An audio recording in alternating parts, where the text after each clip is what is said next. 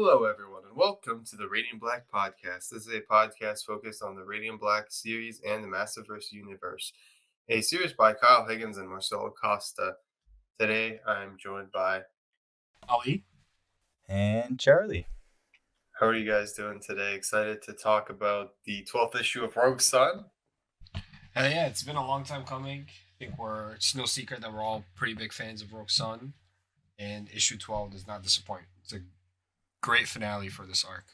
Yeah, hell yeah, for sure. Yeah, can't wait. Hopefully, we're hoping Matt joins up soon, so we're waiting for that. But I've been really enjoying NBA playoffs. Just started, so my Cavaliers have been stressing me out, but we're 1-1 right now, so it's been close. But this is just kind of a nice break from basketball mode. So yeah, I dug into this today. Absolutely loved it, and can't wait to get into it with you guys. I feel you. I mean, it's the first time I'm watching basketball in a while because the Lakers finally made the playoffs. Yeah, that's been exciting. Except that game, that game last night was pretty tough. But yeah, no, that's gonna be a good series. It's It's like I don't expect them to really pull through this one, but you never know. I hope so. I mean, they definitely got what it takes. 38-year-old old man LeBron over there. Oh my god! You never know. But he's on a different planet. But yeah. Anyways, back to Roguesun. So, yeah, we're going to talk Roguesun. It's an incredible issue, the 12th issue of Roguesun, so the final issue of the second volume. Unfortunately, this is not the end of Roguesun, as confirmed by Ryan Parrott and everyone at the Black Market Narrative team at Team Massiverse. They told us that we will be getting more Roguesun after a break for Supermassive 2023. So, no Roguesun issue next month. But this one, a lot happened, and we've got a lot to talk about. Oh yeah, this cover was amazing. Just starting it off, like the stakes at the end of last issue, like were set. Like obviously Hellbent's there at the dance. But yeah, this cover is pretty badass. Kind of the pink flames, a little different coloring for Roguesun, but yeah, no, it looks super awesome. Yeah, it doesn't waste any time. Picks up right where we left off last time with Hellbent at the prom dance, whatever you want to call it. It's just I found it funny here in the first page. The police come in hoping to do anything. And correct me if I'm wrong. Have we seen him do these like force push powers before, or was this the first time? I was a little bit caught off guard by that. We've seen something similar before because he's like dragged, and moved things. But yeah, this is the first time I feel like we've seen it to that extent. Yeah. But before we dive too deep into the issue, Roguesun number 12, the creative team, writer Ryan Parrott, artist Abel back on art duties. Always, we love Abel on the show. I feel like some people have likened him to a Sean Gordon Murphy in a lot of ways in terms of his artwork, and I feel like I agree. He does have that clean, that dark, moody approach, and I love it. Then we've got Natalia Marquez doing colors, Becca Carey, of course, on letters, and the covers by Luana Vecchio and Carla Vizcala. So, yeah, first page is we've got the prom from hell because Hellbent's here and he's looking for victims. Were you guys taken off guard by like the cops showing up and just going like, "This is private property, asshole"? Yeah. It's very on brand. But like I said, they didn't stand a chance. Yeah, he almost threw him into the basketball hoop. Yeah, no, it's good. And yeah, before we get too much more into this, we actually just started the issue. Matt, how are you doing, man? A wild Matt appeared. A wild Matt. Yeah, I pressed the right mic button. Yeah, I'm excited here. This issue was killer, and I couldn't miss it. So yeah, Roguesun 12. I hear you talking about the first page. Those cops were wild, as was his issue. So yeah, carry on, keep going. I don't want to, good shit though. Let's go. Yeah, awesome. Yeah, no, that was cool. Yeah, him just throwing. Yeah, definitely the force powers were on the most display. I would say that we've seen so far. And yeah, I don't really remember it in the past issues, but yeah, I think Bash might be right on that. But yeah, no, definitely on full display here. And I love just the stakes it sets up and just showing like Hellbent, like how much he's kind of fallen to this point where like he was kind of doing this for noble-ish kind of stuff earlier on. Like he was doing this for his dad, and now he's just taking it way too off the deep end now. Yeah, it's an intense issue because we're no longer building towards anything in terms of what's happening between these two characters. We're at the finish line right now because we've had the build up over this entire volume. We've seen what's happened between Hellbent and what Ryan said he initially called the Hellfather, which is William. Oh yeah, right. Yeah, William and his son. So his son being Hellbent and William being the Hellfather. So yeah, like we joke about it, but that's what they were calling. Um, that's what Ryan said the working name for William was, but he could come up with something better. Which I don't mind. I like the name. And yeah, I do think this was an intense scene because we're really playing like spin the bottle, but not the good kind of spin the bottle that we like to play at prom and those kinds of things. More like a fiery spin the bottle of hell. Or eeny, meeny, miny, mo, Negan style, kind of, right? Like, that's Oh where we're at. no! Oh no! Oh man, did you guys think was it Byron? Did you think Byron was kind of toast here? Like Byron's the one with the glasses, right? Like at the beginning, he was the first one. He's like, if you're gonna point at me, you're pointing at someone. He said, that's "Oh, Byron, you're the that's Byron. volunteer," and I was like, "Oh, this kid's a goner." But no, there's a lot of heavy moments in this issue for sure. But yeah, this interaction was super cool. Just seeing both their powers and just seeing kind of Dylan like try to like use the quill as bait. And like he's kind of doing a good job in a way, which I do like. Like he's not he definitely does look in control enough until we see Mr. Hellfather come in, which I do like that name actually. I like that you highlighted that because Dylan's trying his best, but he is still an asshole, as he was admitting later on in the scene. Like, this issue really does build it up. Like, we've done this through 11 issues now. We've seen that Dylan is not your ideal superhero. It's like I don't know. I haven't read like the Flash Thompson Flash or Venom, but I feel like that's kind of like a similar storyline that they did. Not to like talk of an issue something I haven't read, but like it's kind of like the bully that's kind of like redeeming himself, and that's kind of where we're going. And I like how he knows he's not worth it. He's self-aware, at least to that extent, that I'm not a hero. And even though he's doing his best, he still does his best until what happens. Yeah, it's a great interesting thing that Ryan set up here. Hunter is really a different character than Dylan in a lot of ways. I feel like he's more, if anything, if we're talking about a spectrum of good versus evil, I think he's definitely leaned more towards the evil at this point. He's, his dad, we've seen William is doing this out of necessity. He's trying to prevent Hunter from having to be a part of this life. But Hunter seems like he's hellbent on being a part of it. Here, I feel like last time we spoke, we all thought that there's definitely going to be someone who's going to suffer at the hands of Hellbent because, we've talked about how unlike Marvel or DC titles, titles from Image, indie titles in general, they're not afraid to take risks. They're not afraid to, make permanent changes or actually kill off characters. And spoiler alert if you haven't read the issue, but we are going to get a massive death. I'm not going to reveal it until we actually get to the page. But did you guys think for sure like we were going to get a death this issue? Because I said yes last issue. I thought there was going to be a death. It just wasn't. I didn't think it would happen that way. And I guess we're talking full spoilers, right? Like I really didn't expect Reggie to die the way that he did. Yeah, no, it was definitely tough. I wasn't sure, like it was set up that way, like a lot of people and a very vengeful person there. So yeah, it was definitely set up for a scenario like that. But yeah, the way it was set up here, I definitely wasn't ready for something like this for sure.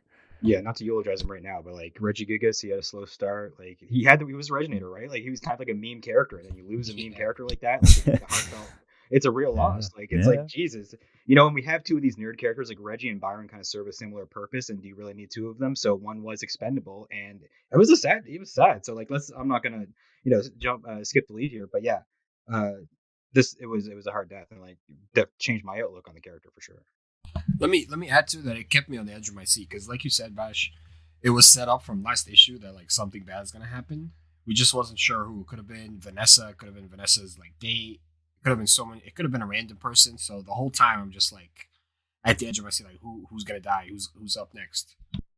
Yeah, it's a interesting situation. There's a you have two powerful characters, and some very fragile people in between, and he's literally tossing them, around, keeping everybody everybody at the high school out of Hellbent's reach, and that's really tough to do because you don't have any leverage. And not only do you not have any leverage, but you're not even. And as we're literally seeing this in real time, even though he has the quill, he's not in tune with his powers to the extent that he can just like make the sword appear. So he has to still ask Caleb for like help mentally. There, you see it. You see him do it. So yeah, we're very much seeing a naive Dylan, and so much so you guys are talking about how he's like still a kid. Well, yeah, so much so that he's literally like it's so obvious that it's Dylan because he's referring to a lot of people by name and stuff. At one point, he literally looks at Vanessa and he's like, "Oh, damn, you look amazing." You know what I mean? And he's like, "Oh, person I've never seen before." So it's like you can tell he's not very used to. I like that. I like that they showed that he's still naive and he's still a kid and he's not entirely used to being in these situations as it should be because it is a weird situation to be in. Yeah, the characterization is strong, and like this is a wild time in your life where you don't have, even when you're teenage years, things are wild. Everything's coming at you, and let alone the superpower thing on top of losing your father. So like, I'll allow him being a little amateurish. This is still like, his 11th outing as Rogue Sun. Yeah, and then the father crashes the prom next, and he's got an interesting power up this time. So, blue flames instead of orange or red, and it looks really cool. Like it looks like something you'd expect for for the Rogue Sun aesthetic, the Rogue Sun kind of villains that we've been getting so far. I liked it. What do you guys think? It was definitely cool. Yeah, no, I liked it for sure. I actually didn't know like who it. Obviously, they reveal it pretty quick, but I was like questioning who it was at first, and then I was like, okay, like how did Hunter know it was his dad? Maybe he has the same voice.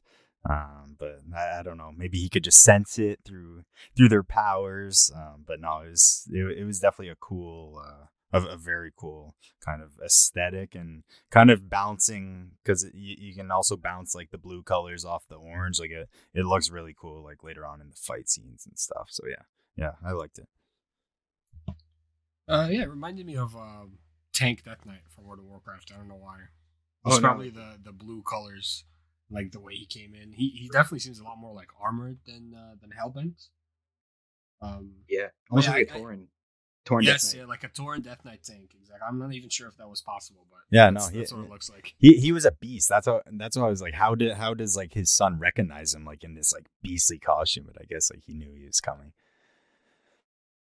Yeah, he's a And brute. I like how he's like got like more of a design. He's challenging, kind of like almost like a Juggernaut build and stuff like that. Reminds me of like Mommy's Unleashed. Like we could get a hell of a Sinister Six. Like I know Universal's been trying to get their monsters universe popping off, but I think Ryan's gonna get his going first. yeah, very cool design. This guy, just Roberson's been killing it with the costume department, or just in general, the lore, the design, everything in terms of making the universe or this corner of the massive verse feel unique and truly like its own. And as you guys said, that we've got Reggie to the rescue because he picks up the blade that Rogue Sun drops, which I think is bold. Like, first of all, props to Reggie for being able to carry it. Like, he's clearly keeping up with his push-ups or something, because like that's a heavy sword. And he has his like. This reminds me very much of like the moment where Luke fights Darth Vader, even though it's not really like that, but it's just like he has that sort of naivety. It's just like that this kid is like nowhere near the power level of the guy he's fighting, and there's absolutely no chance. I'd be impressed if he even gets a hit in, and that's what happens, right? He's baited into like taking his best shot, and that's where Helpet just stabs him through the stomach, through the chest, and he's gone. It's pretty brutal, but I think Ryan Parrott said something important in the Discord, in the Radiant Black Discord, which if you haven't checked that out, I highly recommend checking it out. We've got some creators, they talk about it. It's cool. He said that this is like Dylan's Uncle Ben moment. And he literally said that. So I think that's interesting. Like long term, this is obviously going to be a very pivotal moment. But, and I don't want to spoil this right now, but as you see, it's not a moment that we're going to be able to dwell on, I guess, from the first person perspective right away, because something happens at the end of this issue, which we'll get to. But yeah, like, how did everybody feel about this death? I just want to say, I felt like he was going to die, but I'm still really bummed because I really do like Reggie a lot. I think Reggie and Byron are great characters, and I do see their utility. I think he kind of, I don't want to say humanizes Dylan, but in a sense, he kind of teaches him empathy maybe after this, because Dylan begins to almost he has a reaction to this death, and in a way he's questioning his feelings towards it, because he's like, why am I feeling this way about someone who I used to stuff in lockers and bully, basically. But yeah, I thought this was really sad and very heroic. And it makes sense too with the Spider-Man comparison, right? Before even those in the first like few issues of Spider-Man ever, he was kind of an asshole. About the in money. beginning. Yeah, it's all about the money, about himself, and then when that happens, he starts caring about other people, and it looks like this is like the catalyst, wink, wink, that's gonna spark that caring emotions in Dylan about other people around him. Maybe he'll stop slamming them in lockers or making him do his homework. Like, I really hope he changes and grows a little bit from that. I think we see a little bit of the beginning of that journey for him towards the end of this issue. Yeah, and it shows like this is like you're not losing some like piece on the board for you. Like this is your friend. You actually cared about this person. You should treat others in your life better. Also, I just like how Reggie got a bunch of confidence. Like at this dance, there was a lot of like, oh, it's homecoming, and Reggie was going around and he embraced being the Reginator, right? So he probably had a lot of like adrenaline going and a lot of like a big confidence boost. And then, oh yeah, I'll step up and protect everybody, right? Like maybe you're riding on that. Like maybe I can do more than I think, and then boom, you're killed in that moment. So it's devastating, and it's also kind of explains why he might take up this like unwinnable fight, and he has no idea what world he's even in. He was out of his element then, and he's definitely out of his element now. Yeah.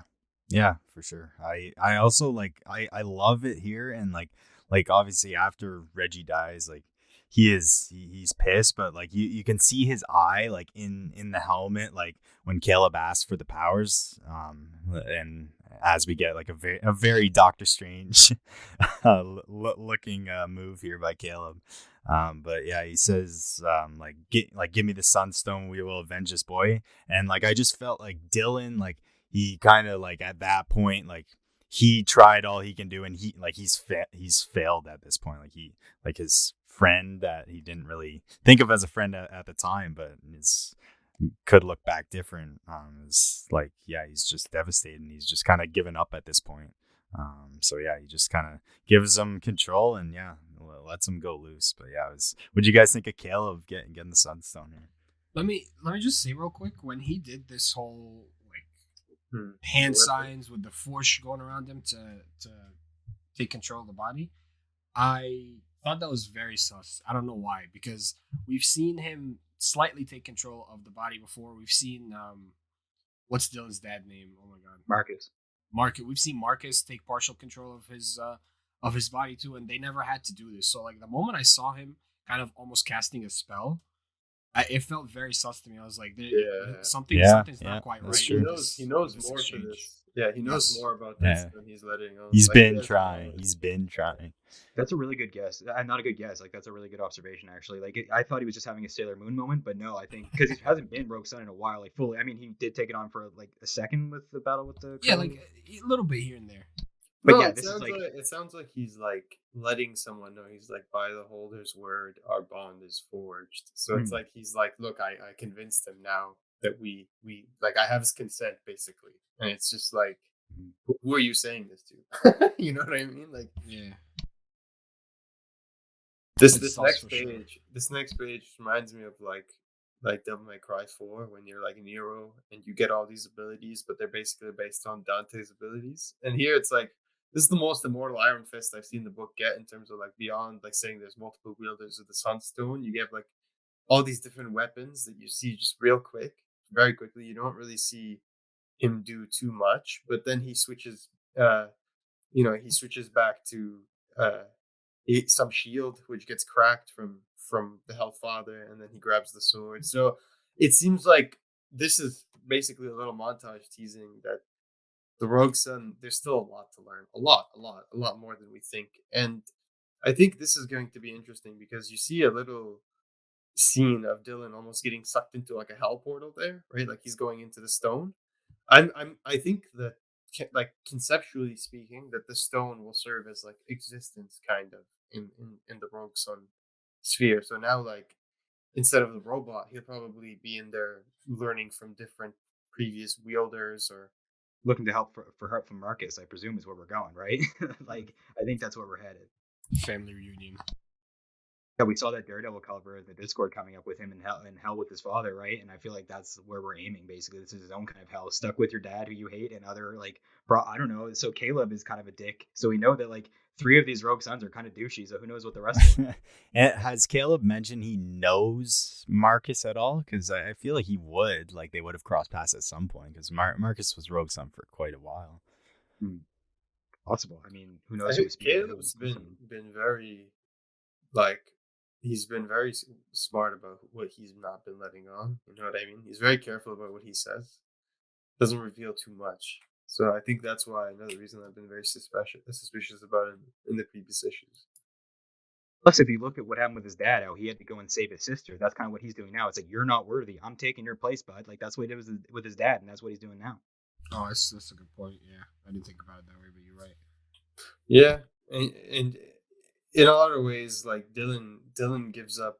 I feel like pretty easy. Like I know he saw Byron die and everything. Or sorry, he saw Reggie die and everything, but I feel like in general, like he's just not very tactful in his approach. He's not like Owen from Firepower, for example, was much more suitable for a hero type character because he had those heroic traits. Where and it's like it's not even just like the good traits that we talked about. Like this is different because this person's an asshole and he has to learn. But it's also just like Dylan's a kid; he's a teenager, so he's not like really always planning ahead. He's he's very short sighted. He's very caught up in the moment. He's impulsive. So in that moment, that's not what the Roguesun needs. It needs someone who's someone like Caleb. And on top of that, too, this was a moment of weakness for Dylan. It's not like he's just fighting a random. It's pretty traumatic, man. Big. Yeah, pretty traumatic. Like he watches the guy who just took control over his body decapitate the guy he's fighting his dad. Like in the next page, like it's like, did you really? And in that moment, you have to think to yourself, did he really consent to that? Like when he gave up the power to Caleb, did he know that Caleb was going to do that? I don't think he did. I don't think he did either. No. No. Yeah. The goal is to capture them in the gemstones, right? I feel like that's always how he does it if he can. Yeah. That page was sweet though. Like he's got that axe with him and just slices Hellfather's head off. And yeah, but Caleb just an fucked awesome up here moment. big time. Like it was very amateur, no? Like he's saying like, first of all, he gives Dylan an enemy for life. Like that's it. Like he's just like forged an enemy for life. Yeah. Second, he starts to say Dylan out loud while like Hellbent's right in front of him. So like even right before Caleb knocks Hellbent out, like he smacks him to knock him out, he knows he's about to say Dylan. So now he knows that Roguesun is Dylan. So it's like fucking Caleb is like just doing all this bullshit here, where he's just basically like kind of ruining Dylan's life. Like, what are you doing, dude? First of all, why are you giving this kid an enemy for life, basically? And second, why are you saying the kid's name in front of the enemy? What the fuck? Like, what is going on here? Like, that's very sinister. You know what I mean? And it's not like accidental. Like, he's standing right there. Your hand is on his neck. You're saying his name. Yeah, and plus, like, when did this guy grow up? Like, hundreds and hundreds of years ago. So victory and justice for him is entirely different than justice for you as well. And he can hide it well, probably in the Sunstone, watching things evolve over time. But he also kind of knows, like, hey, like, he has, like, down to his core, some people don't change, and where you grow up greatly affects you. And he grew up hundreds of years ago, and it was, a hardcore time when people could just take people from your home. So he knows how to take those chances and do the things that he thinks are necessary. Yeah, and they left the whole school traumatized as well. Like it's a pretty shocking ending because, as you see, everyone's shook. Like the whole school is in shock as Roguesun carries the body. Sorry, not the body. Carries the Hellbent out, takes him to Dottie to put him in the crystal, as mentioned. But I feel like here personally, I got the sense that she realized that it's not Dylan, because if you look closely, it said, like, he talks, right? He says, "Thank you for your assistance, Dottie." And then she says, "Where do you think you're going?" And then he says, "The quill, of course." And then she gives him this look as he flies off, almost like she kind of knows something is up. Yeah, I felt something was off too, but I like your explanation. Like this whole interaction between like Caleb and Dottie just didn't feel right to me. And I think you're right. She might be having some suspicions of her own too. Yeah, Dylan turned his head, or Roguesun turned his head, right? So it's like to like look at the devil on his shoulder, or the angel on his shoulder in this case, right? But Mhm. like she's been around magic her entire life, as far as we know, or like she's really experienced in it. So you're used to this kind of bullshit, and you know how Roguesun's power works. So I'd have to go back a few issues to know if she knows about Caleb, but in general, like knowing that Dottie's not stupid. Mhm. Yeah, she's more experienced in these circles than Dylan is for sure. Yeah, no, 100%. Yeah, and that look is very suspicious. I didn't really see that the first time actually, but yeah, no, it's a good point to put out. But yeah, it was kind of like almost like cringe, like how hard like he was like struggling to give up the quill in a way. Like she's like, oh, like assuming that's okay with you, like I can have it, right? And like Dylan's like, yeah, give it to her, and like he's like, of course, like obviously he doesn't want to set any red flags, but you could tell he wanted to keep it for himself, I think. He's also Just just quick, not snarky, right? Like she'd expect some sort of snarky remark from Dylan. He's just very like Yeah, he's a yeah, wordy that's guy. true. Yeah, Yeah. that's true. good point. Just like Radiant Black, like we saw, Yep. The like difference between like Caleb and Circle Guy News. Yeah, yep. like he was acting so normal. It was like, what the heck's going on? So cool we saw this 2 weeks like apart. But one point I just want to highlight before we move on is I like before they took Hellbent's body away that you have Dylan there just sitting there like in this little spiritual form or whatever, just going, yeah, I know you're right. We should go. And then Dylan's like, I just thought maybe in this form I might see Reggie's spirit or something. Like, oh, that's so sad. I'm like, I Yeah, just thought maybe. that was Yeah. very dead It's lucky. sad. Very Dead dead lucky. lucky. Yeah. Good point. But I like that he thought about that. Like I like that he's like so desperate in that moment to see him to apologize that he's like, no, I'll wait for that. That's really cool. Some like Johnny Thunder shit, man. But I one thing I really want to point out. It's small, but I thought it was just really impactful. Was when he's sitting on the swimming pool board on the edge of the board, and he's like looking into the water, and then he sees Roguesun in the reflection of the water. I thought that was like one of the coolest images in the entire issue. It struck an emotional chord, but it also just looks really cool. So I think it was just very appropriate for the scene and everything. Yeah, Very cool. Roguesun's feeling blue, and he's the opposite. He usually has that raging fire in him, but it's been kind of quelled, right? And when he's actually feeling bad, and it sucks how when he's actually looks like he's had the most character development and learned a lesson is when he gets hoodwinked too. So, do you guys think this was Caleb's plan from the beginning? Because now I'm starting to think so. Like from the That's, moment. that's what I was saying. That's the thing. He was too nice. Like when you describe to me Caleb's situation and his origin, he's a guy who's like hardened by life, and like Matt was saying earlier, he's born in an unkinder time.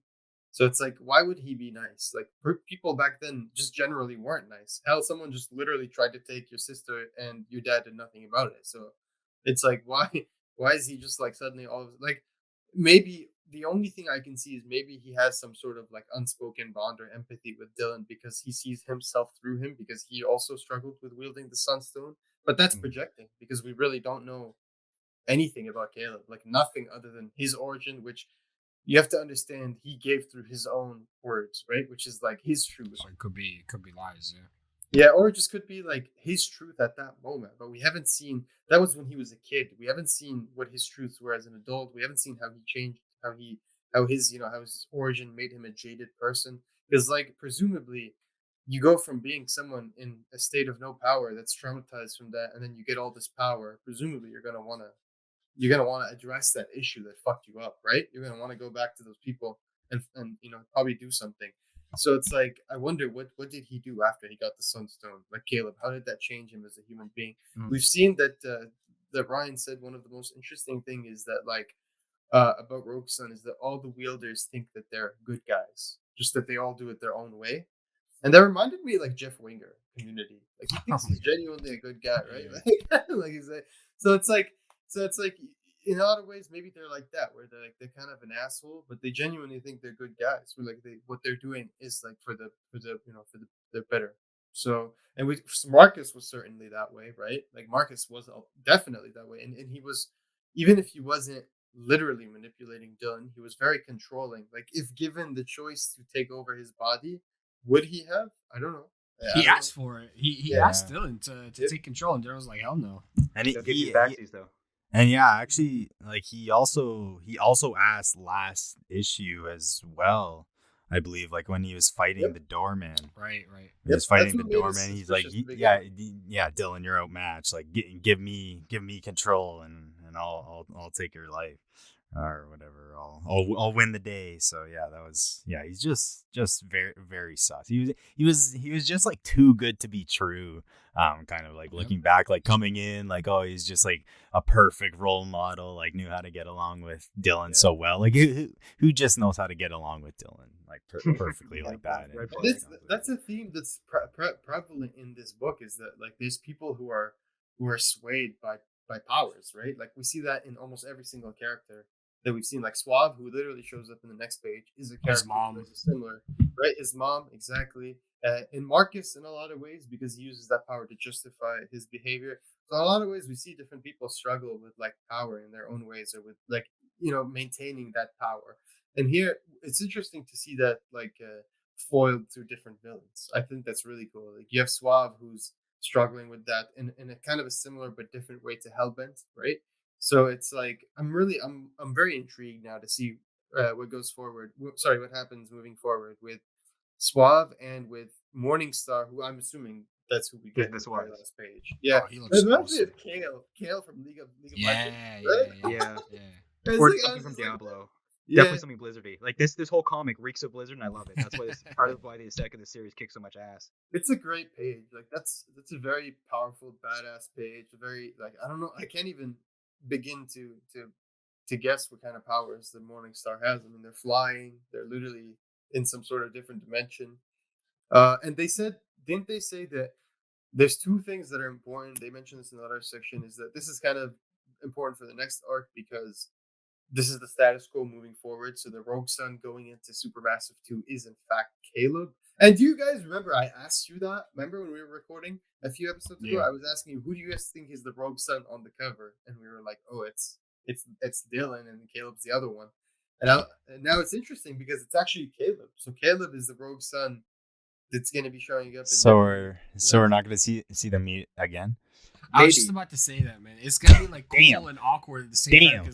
Are we gonna Dylan and Marshall? Now it's Caleb and it's yeah. No, that's good, but yeah, kind of that's kind of heartbreaking. But like, how are the other two gonna take? That was my first question. Was if Radiant Black if Radiant Black at least shows up with to Roguesun and Supermassive 2, how are they going to react when they see it's not Dylan? Well, they don't know it's Dylan. They don't know. Last time it was Marcus. The moment he speaks, that's true. Yeah, he only met Marcus. I feel like in my opinion, I feel like if they met Dylan, I feel like Dylan is enough like Marcus, like it wouldn't like throw them off as much, or he could say, they could like make that comparison. But I feel like, I don't know, with Caleb, it might just throw some things off. But like he's a pretty old school guy. But like I think I said it earlier too, like it could be like, I thought this villain, what was the villain's name for Supermassive, for the new one coming out? We don't know. The Grail or something? Holy Grail? The Grail's like the MacGuffin. The Grail's like what they're trying to get, yeah. We don't know what the villain is. We're assuming it might be more. Like all the horses and stuff. Yeah, we saw some horses. What if Caleb's the villain? Stuff. What if Caleb is? Here's my right? Okay. Like, how are we gonna do this? I think it's gonna be like Book of Boba Fett thing, where we're gonna reunite. We're not gonna have I don't think we're gonna have 6 issues of Dylan trapped. I think we're gonna have the whole problem solved in Supermassive, like Grogu reuniting with. I like that. Because I actually love that. How's Supermassive gonna feel like a win at the end when we have Caleb is still body snatching, right? Yeah, that's true. That is tough. That is tough. I would like it, and it would definitely make you read Supermassive. Was there anything in Supermassive last year that was really like as pivotal? Like, because they said you don't have to read it. Lucky introduction. Yeah. But that was just like, she like came through a portal, or she was just like there, like for one page. They showed the visions, which introduced Soongai. Yes. And That's true. That's true. Yeah. That was pretty big. That was pretty big. For Inferno Girl Red, which we haven't seen the there's like a green Inferno And the girl. green and blue, I think it blue was. one, right? Yeah. Hell yeah. I like Met's idea though. I think Supermassive is secretly about Also, wait. getting Dylan back. I love Keep in that. mind the Catalyst War happens around sorry, San Diego Comic Con. So that's usually when they have the biggest announcements for comics. So I guarantee that because it's a 6 month and Catalyst War should be around like 1 or 2 issues in, they'll have some really cool reveals at SDCC. Probably like they'll tease what happens after Catalyst War, and if there's a big like new character in Catalyst War, they'll probably tease it there. Yeah, that's a good bet. Yeah, no, that is a good bet. Maybe a trailer, knowing them, right? Yeah, no, that's true. I'm curious to see like is Dylan just gonna be like in the back, like in the spirit realm the whole time, just trying to like claw his way out? Like I'm sure he is, but yeah, I don't know. I think he's gonna have his Immortal Iron Fist moment. Like it's gonna be like his existence moment where he's gonna like navigate this new area. But also I think the most interesting part, at least for me in my opinion, was like exploring how their relationship is going to be affected, because in a lot of ways Caleb was that father figure for him that was there, that he learned to trust, because we've seen that teenagers in general, but also Dylan had an aversion to trusting adults, like even with his own mom, like that made his trust issues even worse, because as we've seen, his mother, who he actually really cared for, turned out to be like someone who's trying to ruin his life and kill his dad. So he has like major trust issues with adults, but like he learned to trust Caleb slowly, and now that Caleb kind of screwed him, I'm interested to see how that affects him emotionally and affects his relationships with people. But also I want to see how Dylan, like we like Ryan has said so many times, that one of the best parts of the book, and he's compared it directly to Immortal Iron Fist, is that there's several different wielders. We don't know how far this shit goes. We don't know, like, assuming that this is magic and stuff, they could have been around for generations. And we joked in the Discord that, like I said, I want to see different wielders, and we don't know if there's even like non-human wielders. And then Michael joked that he was trying to get Ryan to do a dog Roguesun. Yes. Would be amazing. Oh, so here is Deadlucky in it, or is she just in the cover for Supermassive too? She's in it. Yeah, Well, then she's gonna see. She'll be able to see the spirit, right? She can see the ghost. Boom. That's how she'll see Dylan. Oh, yeah, I like that. Maybe. Yeah, the astral plane. Yeah, I wonder if those connect. Yeah, maybe. Exactly. Yeah, no, who knows? This could. Who knows where this could go? But yeah, no, this last page too. Like, I also found it interesting. Like Morningstar, like very much like looks like very much the moon, like kind of like the opposite of like, it's like the opposite of fire. Like it's like very bright colors below, lots of blues, but even the belt, like she's got kind of like a crescent like on her, and even there's a crescent, like if you look at the crescent pages, on her belt, right? But the pages leading up to the final page at the pool, there's like Oh crescent yeah. in the light. It's like with him standing right in front. That's a cool shot. Yeah, and it's in multiple panels. Like it shows up like throughout. Yeah, so I think that's like almost symbolizing the coming of Morningstar, maybe. Yeah, you got me thinking. What if Morningstar is somehow connected to Entropy? Because that armor looks a lot like what's his name from Inferno Red? Not the Raven. Griffin. Griffin, yeah. It looks a lot like the Griffins too. So maybe there's a connection there between. This is like the like the Entropy is Morningstar is like the light, and then Griffin was the dark, because he was like emissary of the void. Maybe this is like emissary of the light. Or this universe's incarnation of Entropy, right? Like it could be like House Morningstar. It's that kind of like death, and it could be because it is very similar. It has that kind of like vibe. It's a good point. Or maybe it transcends like dimensions. It's just one throughout dimensions. That's how he manifests. And then something, I guess, homework for us and for everyone involved is Ryan Parrott mentioned that Roguesun 7 actually has a lot of Easter eggs for the future of Roguesun, but he said it's not actually. He said he's not entirely sure how much of it they're going to use, or whether they're going to use it in exactly the same way. Who cares? The point is, if you guys remember, when we looked at that big image from Roguesun #1, that big amazing splash page that you all know and love, that one gave us so much to look forward to in the future of Roguesun, so much to dig back to, like, look through and understand. We saw Raven Queen just a few issues ago, and she's been there since the first issue. We saw that key looking thing, that key blade looking thing, which we speculated might be important in the race for the Holy Grail.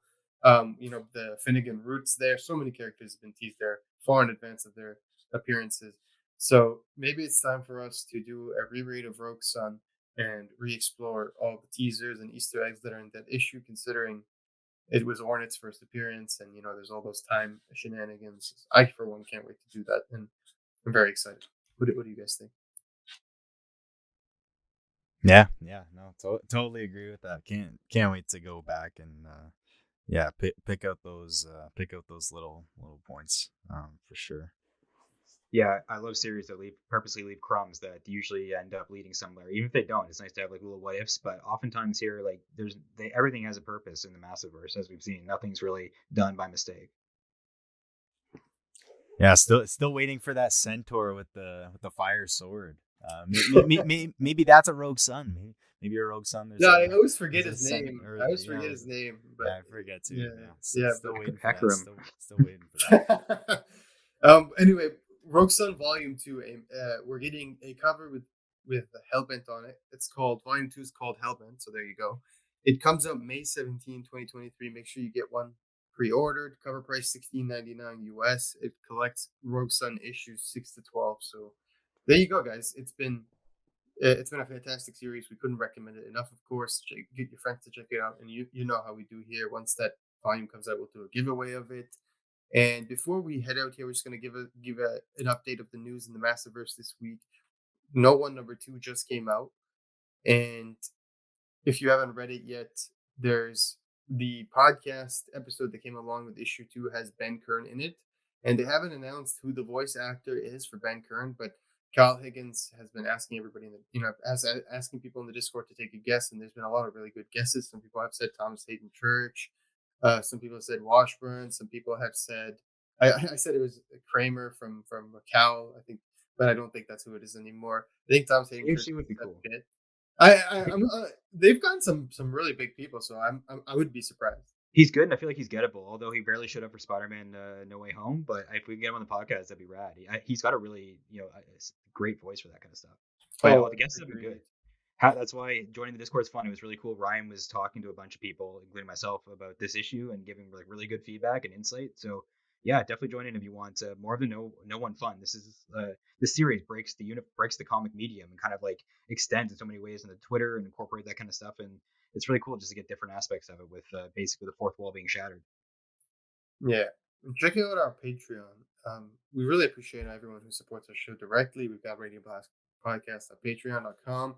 Thank you so much to our current patrons, to Joe J, to Patrick, and to Noah. You guys are incredible. You get a lot of perks for being our Patreon. We're doing a lot of behind the scenes work right now to get some bonus stuff for our patrons so that they get exclusive things, because we obviously appreciate them helping us keep the lights on. They also do get double entries for all giveaways. And Joe was one of the winners for our last giveaway, so we'll get Dead Lucky Volume 1 out to you soon. So thanks again, guys. And if you want to support the show for free, which is appreciated, you just leave a review, help out the algorithm, let your friends know about it. And yeah, we really appreciate everyone's support. As you heard, we're doing a few giveaways soon. My only recommendation is please check out No One, because it's so good. A lot of people have been talking about it, and it's so easy to get into it right now, because even though the first printing has sold out in most places and it's above cover price, it's hot. There's a second print, and even though that's already sold out at this distributor level, there's a third print that was just announced today. So there you go. Third printing. When's the last time a Massiveverse title had 3 printings? I'll remind you, it was called Radiant Black. Yeah, it's been a minute. So it's really cool to see that No One is beloved by many. That's pretty sweet. Really, though, it's so good. And yeah, check out the podcast, guys. Like Pat Noswell, I still can't believe it. Anyway. Oh yeah, wait. Also, quick, I didn't know that that jazz book Higgins is doing is colored by Igor. Oh yeah, I didn't know that either. So yeah, that cool. makes me want to check it out a little more. That's awesome. Yeah, he just posted a couple pages a couple minutes ago. So yeah, that was pretty sweet. Yeah, sure. We'll mention that too. So Deep Cut's coming out next week.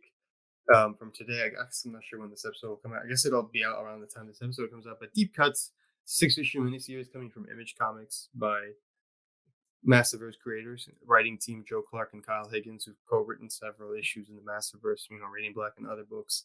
Artist Danilo Beyruth, colorist Igor Monti, and letters by Hassan Atzman Alha, who's doing the letters for No One. And it says it's about New Orleans in 1917 in the city's bustling red light district. A young clarinet player lands a job with his hero, but he'll soon discover there's more to the music business than playing the right notes. So I'm really intrigued by this. It does have a $5.99 cover price, but I feel like it's going to be a thicker book. Just knowing Kyle and knowing everything they've done in the past, I'll be picking this up for sure. You guys going to be checking this out? I think Igor made me want to check this out, so I think I will be now. Because yeah, just looking at these pages, this thing looks actually pretty gorgeous. I never thought I'd be reading a jazz book, but yeah, I think I'm probably gonna have to check this one out. Yeah, Igor's a bookseller for me too, so like I definitely check it out on that alone. Hell yeah! There you go. Massiveverse alumni strikes back. We got Igor Monti with the colors, and that alone is a selling point. So support the Massiveverse creators. Thanks so much for checking us out, guys. We'll be back next time with a fiery episode in Supermassive 2023. Pre-order that book. We're very excited, and we'll see you next time.